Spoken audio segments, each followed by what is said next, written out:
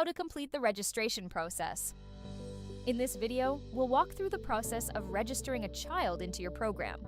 First, typically a parent completes their initial registration application online, either via your website or a direct link. Let's call this Part 1 and complete an example together. First, they will enter their own guardian details. Next, it will require the basic information of the child or children. In the next screen, parents will be prompted to enter their preferred start date.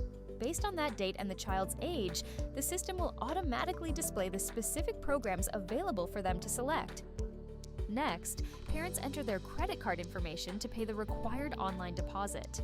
For our example, the deposit is set to 0, so they'll just click Complete and receive this success message. Once submitted, the parent automatically receives a welcome email like this with their login credentials. They will use these credentials to log into the parent portal, where they will complete the remainder of their required application details. We will call this Part 2. After following the email instructions to log into the parent portal for the first time, parents will see a welcome screen like this. Over the next few sections, they'll be prompted to complete all remaining details, such as addresses, allergies, and any custom questions set up by your center. The first section collects the remaining guardian information required by licensing, followed by a section for all remaining child details, such as healthcare, immunizations, medical conditions, and allergies. In the next section, parents digitally sign all required agreements. These are automatically saved to the Family Digital Filing Cabinet in the Families module for your records. In this screen, parents are prompted to enter their banking details and set their autopay preferences. To enable automatic fee processing, they simply toggle on auto withdraw. If they prefer to pay manually each month through the app, they can leave this unchecked and just press Save. Clicking Next completes the required setup and unlocks the rest of the portal. This ensures all essential licensing and billing details are captured before parents can access other features. Now, let's switch to the admin view. As soon as a family submits their registration application, they appear here in the onboarding enrollment screen. This is your command center for reviewing applications and managing checklists. From here, you can track every task that must be completed before the child's first day. These checklists are fully customizable to fit your center's unique workflow. Once you are ready to accept a child, you first need to confirm their registration and assign them to a group. To do so, click the child's name to jump to their profile, which is also accessible via the Families module, then click the Registration tab. Here you're going to confirm the child's registration.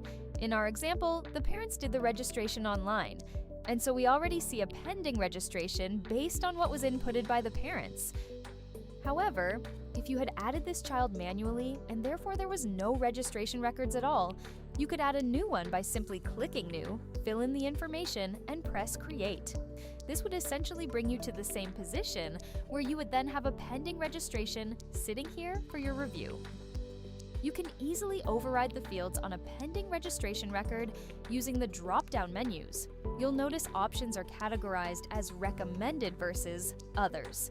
The recommended selections are automatically generated based on the child's age, program eligibility, and the space available on your chosen start date.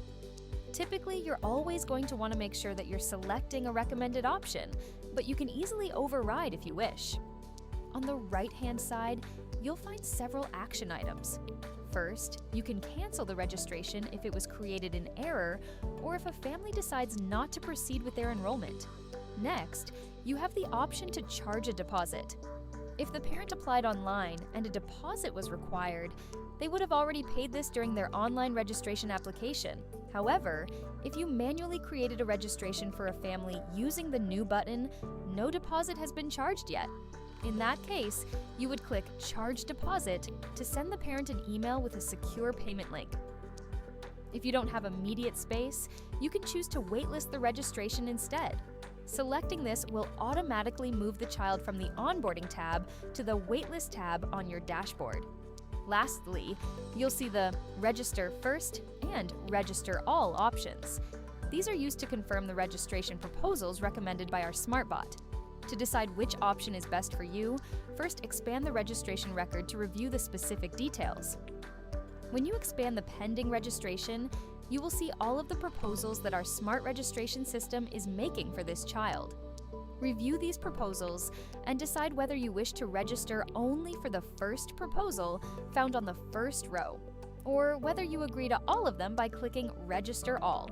You can also pick and choose specific ones to register for by selecting the blue arrow append icon beside each proposal.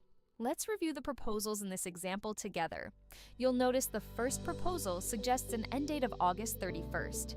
This happens because the system is set to check at specific intervals to see if any children are no longer eligible for their current program based on their age or grade. In this case, the center is set for an annual check each September, but this is fully customizable. You can set the system to check monthly or at any interval that suits your center. When the system identifies that a child is ready to move up, it automatically proposes to end their current registration record and suggests a new one, which is exactly what you're seeing here. That's why the SmartBot is proposing a transition into the pre-K program starting September 1st. As always, you have full control and can manually override any of these fields using the drop-down menus. Once you are happy with all of the proposals, again you can either register for only the first one if that's all you wish for at the moment, or you can register all. In this case, let's register all. And that's it. This child is now registered. Their overall registration is May 1st to August 31st, 2029, which is when they will no longer qualify for any of the programs configured by the center. You can see through this expanded menu the breakdown of this registration. From 2026 to 2027 of August, they will be in the preschool full-time program. Then from September to August 2028, they will be bumped up to the pre-K program, and so on. Before we end, let's make note of a handy tool on this screen. Since rates are tied to age, a child's tuition rate might need to update even before the system performs its next program proposal check. By clicking the magnifying glass icon next to the rate field, you can view the full past, current, and future rate history for this registration. This allows you to see exactly when a rate will adjust based on a birthday, ensuring the correct amount is charged even if their program hasn't changed yet. For example, in this record, the child begins at the preschool rate. However, you can see that on May 1st, 2027, their 4th birthday, the system has already scheduled an automatic switch to the pre-K rate. It's all handled automatically, but this tool gives you total visibility into that schedule for you registered. Now that the child has been given a registration, you can minimize their profile. Back on the onboarding enrollment screen, you'll see that the child's status has been updated from pending to current. If their start date was set for a later date, this would show as future instead. They are ready to go. Once you have completed all of the checklist items for this child, then you can simply press complete and they will be removed from the onboarding dashboard because they are ready to start on their first day of care. You will, of course, always be able to find their profile and all the details under the Families module.